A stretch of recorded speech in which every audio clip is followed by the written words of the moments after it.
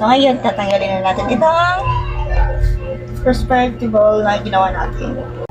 Itong apaw na to, ginagawa namin, nilalagay namin sa wallet. Kasi ang laman nito, 168. So, pampaswerte sa wallet. Lalo pag mga bagong wallet. Next, ito, lagay ko din naman sa wallet. Next, itong mga pera. Ito pwede nyo i-deposit sa bangko kung gusto nyo. Or sa mga starting up ng mga pang sa piggy bank. Or mga hulog. Or pwede nyo din naman.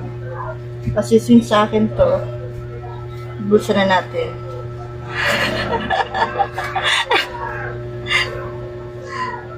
So, for hindi. Ito, lagyan na natin.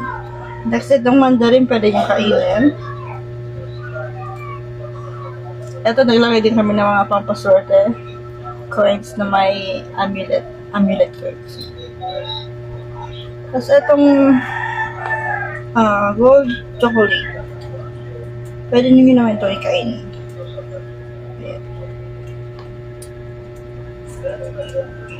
So, bali 12 pieces.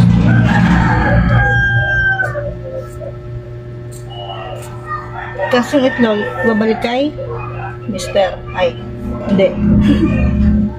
Tara lang. Balik natin sa dapat kalagyan. Ayan.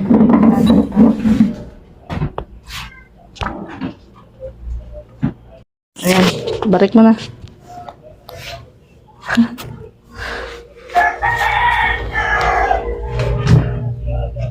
So, ayan, malinis na siya. Yung ating pagbabalik ng prosperity bowl. Sana maging masagana ang ating 2026. Yun lamang.